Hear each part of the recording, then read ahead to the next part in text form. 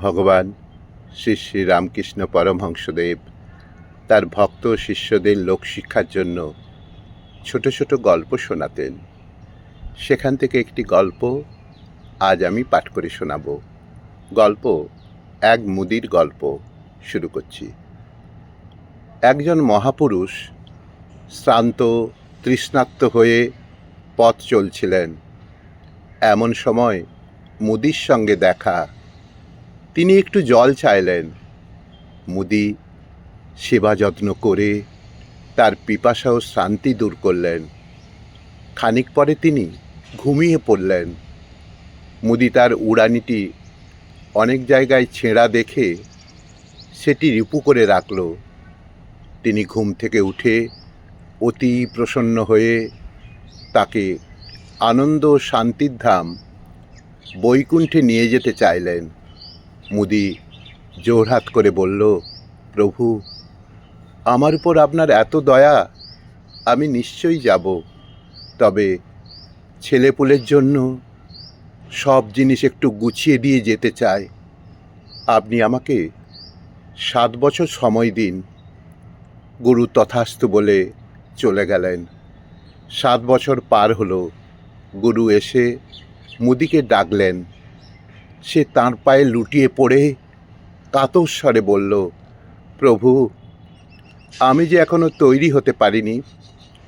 ছোট ছেলেটার দুর্দশার শেষ নেই, তার উপর নানান ঝঞ্ঝাট, কিছুতেই সামলাতে পারছি না। আর 7টি বছর সময় আপনি আমাকে দিন। গুরু আবার সময় দিয়ে চলে গেলেন। আবার 7 বছর গেল। গুরু ফিরে এলেন। কি আর করেন, কথা দিয়েছেন, আসতেই হবে। এসে শুনলেন মুদি নেই, মারা গেছে। তখন ধ্যানে বসে দেখলেন মুদি মরে গিয়ে বলদ শরীর নিয়ে ছোট ছেলের ক্ষেতে নাগল টানছে। সেই ছেলের আরেকটা বলদ আছে, কিন্তু সেটা রুগ্ন। তাই ছেলেকে সাহায্য করার জন্য বাপ হৃষ্টপুষ্ট বলদ হয়ে জন্ম নিয়েছে। গুরু মন্ত্রপুত জল ছিটিয়ে বলদের চৈতন্য সঞ্চার করে বললেন, আর কেন, এবার চলো, আমি তোমাকে নিতে এসেছি। বলদ মিনতি করে বলল, এই ছেলের চাষবাসের একটু সুবিধে হলেই আমি যেতে পারবো বৈকুণ্ঠে, বেশি নয়। আর 7টি বছর সময় আমার চাই।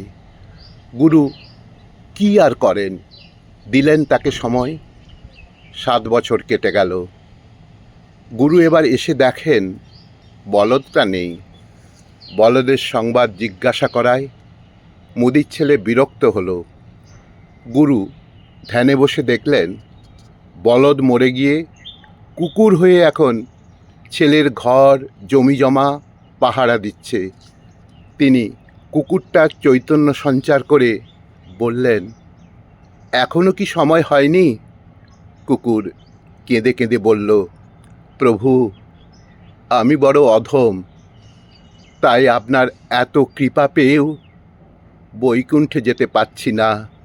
এই ছেলেটির একটু সুবিধে না হলে আমার যাবার উপায় নেই। এই ছেলেটির একটু সুবিধে না হলে আমার যাবার উপায় নেই। সংসারের পাঁকে আবদ্ধ মনকে ঈশ্বরমুখী করা অত সহজ নয়।